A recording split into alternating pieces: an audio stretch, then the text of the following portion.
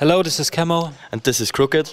And you're listening to Vivien at the Base Island. Okay, so it's a pleasure to be here with CAMO KROOKED. Welcome to Italy, guys. Thanks a lot. It's a pleasure for us to be here. So my first question is, I wanted to ask you, what was the drum and bass and the dubstep scene like in Austria when you started making music? That must be like 6-7 years ago now, and it was already strong because the drum and bass scene in Austria has quite a long history. You know, there have been people like Illskills, DK and Rawful, or Body and Soul.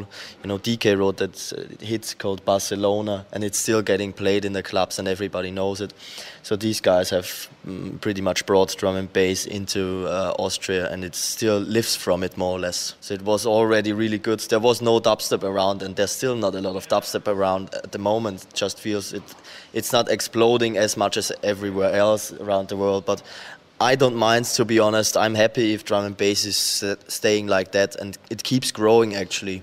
2011 has been a massive year for all bass music, especially for dubstep. So did you expect that to happen? I mean, it's been a great year for you too. Well, actually, we have been very surprised that dubstep got so popular, because we think it doesn't have, especially the kind of dubstep that got really popular, doesn't really have a lot of mainstream appeal because it's pretty wide, it's pretty heavy. And yeah, it seems it made it after all, and it's a good thing. I think it's a good thing overall for bass music, because like it pulls drum and bass in the limelight as well. And yeah, we're happy to be involved in dubstep a little bit, and as well majorly in drum bass. And it's a good thing that everything seems to blow up at the moment. And you just won Best Producer, Best Video and Best Album at the Drum and Bass Arena Awards, just a year after winning the Best Newcomer DJs. So which one of the three was the most sought after prize for you? I think the prize we've been most happy about was the Best Producer, because that was the one we've been aiming for. We spend so much time in the studio, like literally every day, and that we spend so much time on working on the album and other stuff, and it's pretty much our life, you know, and our passion.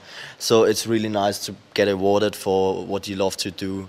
I mean, you know, there are so many good producers around, and being recognized from the masses, and they see that you actually have some skills making music. That's the nice thing, you know.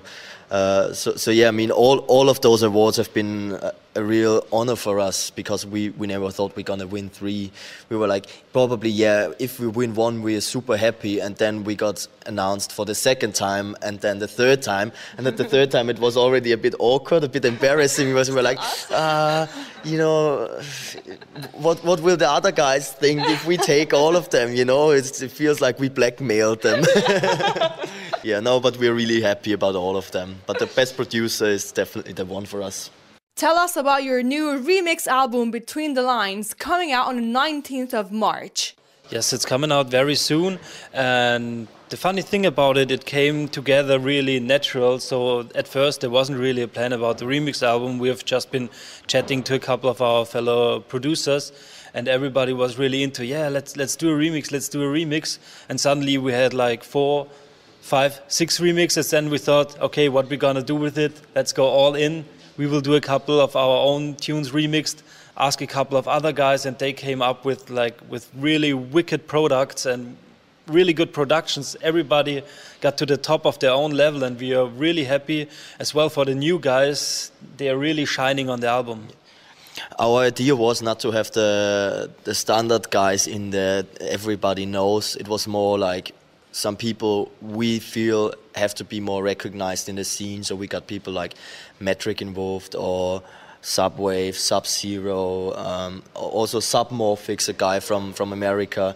All kinds of subgenres in drum and bass, and that's what's really nice. You know, we didn't just aim for dance floor or just for listening.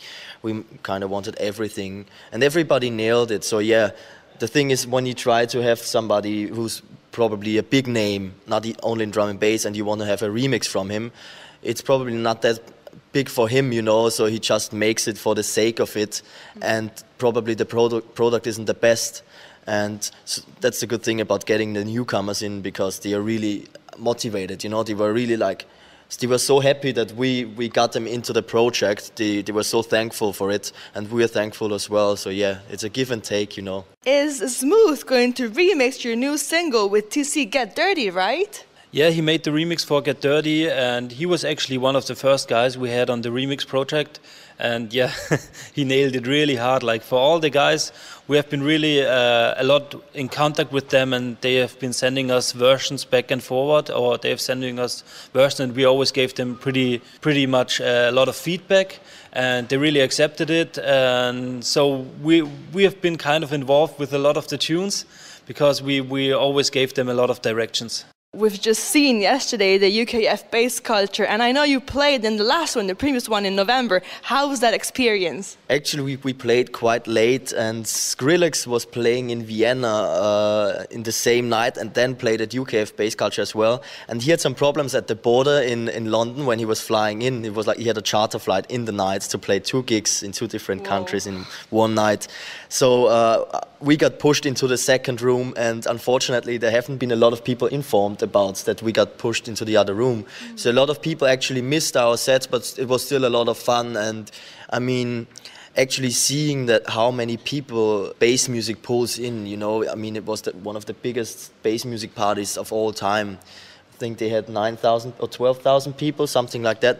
And that's a milestone, you know, for drum and bass and dubstep, because something in that kind of proportion hasn't been done before. And it was wicked to be part of the first thing. Wicked. Thank you very much, guys. And have a great show tonight. Yeah, looking forward to Rock Milan. Definitely. Thanks a lot.